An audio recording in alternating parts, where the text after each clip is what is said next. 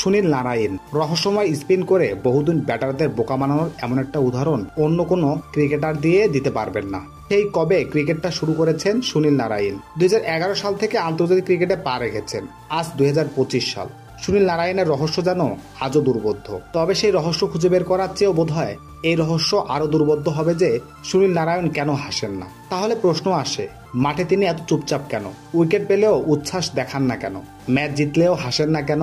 প্রবাগর cricketer Sunil Narayan এই চুপ থাকার পিছনে একটি ছোট্ট ও গভীর কারণ রয়েছে। নারায়ণের বাবা একসময় তাকে বলেছিল, আজ তুমি যাকে আউট করে সেলিব্রেট করছো সে হয়তো কাল তোমার বিরুদ্ধে খেলবে। তুমি কি নিশ্চিত সে তোমাকে ছেড়ে দেবে? এই কথাগুলো নারায়ণের মনে গেঁথে গেছে। তিনি বুঝেছেন খেলাটা শুধু প্রতিদ্বন্দ্বিতা নয়, এখানে সম্মানটাও জরুরি। প্রতিপক্ষকেও সম্মান করা উচিত। তাই তিনি কখনো অতিরিক্ত সেলিব্রেশন করেন না।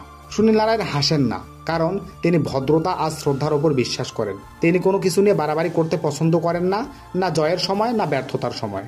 তিনি নিজের কাজটা নিঃশব্দে করে যান। আর এ কারণে নারায়ণ আমাদের সবার থেকে একটু আলাদা।